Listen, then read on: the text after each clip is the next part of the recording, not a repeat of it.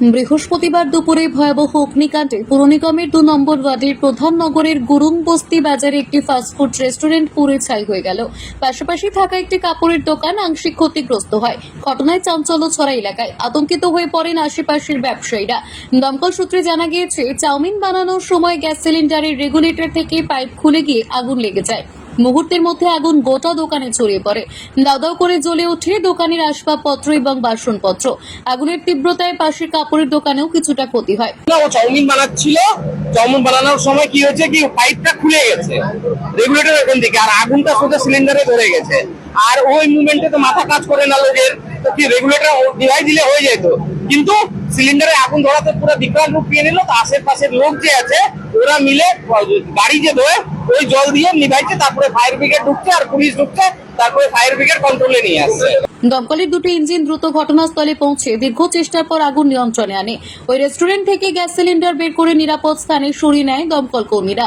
দমকল বিভাগের প্রাথমিক অনুমান, সিলিন্ডার লিক করায় এই দুর্ঘটনা ঘটেছে। 100% কন্ট্রোলে, বাকি ডিটেইলস পরে বলবো। কতগুলো গ্যাস সিলিন্ডার পেয়েছেন ভেতর থেকে? 3টে। তার মধ্যে কোনো কমার্শিয়াল এবং চট্টগ্রামী মিলানো ছিল, কমার্শিয়াল ডোমেস্টিক মিলানো দুটোই ছিল। কোনো ফায়ার এক্সটিংগুইশার বা কিছু ভেতরে আমি তো পাইনি এখনো, আমি তদন্ত করি, কথা হয়নি এখনো ওনাদের সাথে। কথা বলে আপনাকে ডিটেইলস বলতে পারবো। পাশাপাশি আরেকটা দোকানেও আগুন না ছড়িয়েছিল।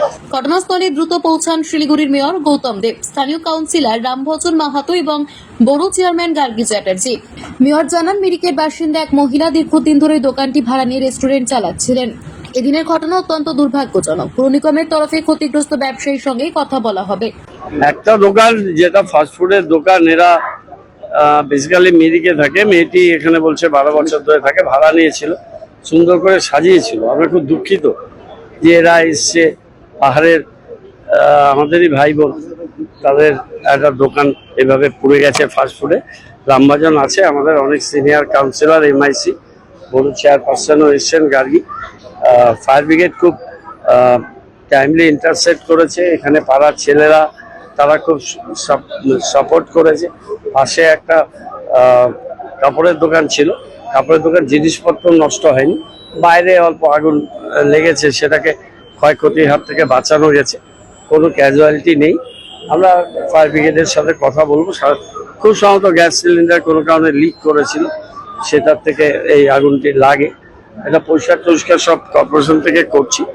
তারপর ওই দোকানের যে রেন্টেড নিয়েছিল, যে দোকানের মালিক মানে ভাড়া দিয়েছিল, ওদের সাথে রামভজন কথা বলবে, প্রয়োজনে আমিও কথা বলবো। স্থানীয় বাসিন্দাদের অভিযোগ, বাজার এলাকায় আগুন নেভানোর পর্যাপ্ত ব্যবস্থা না থাকায় আগুন দ্রুত ছড়িয়ে পড়ে। তবে দমকলের দ্রুত পদক্ষেপে বড় দুর্ঘটনা এড়ানো সম্ভব হয়েছে। পুলিশ ঘটনার তদন্ত শুরু করেছে। মোহন কর্মকার এবং তানিয়া সরকারের রিপোর্ট, বাহারিয়া টাইমস।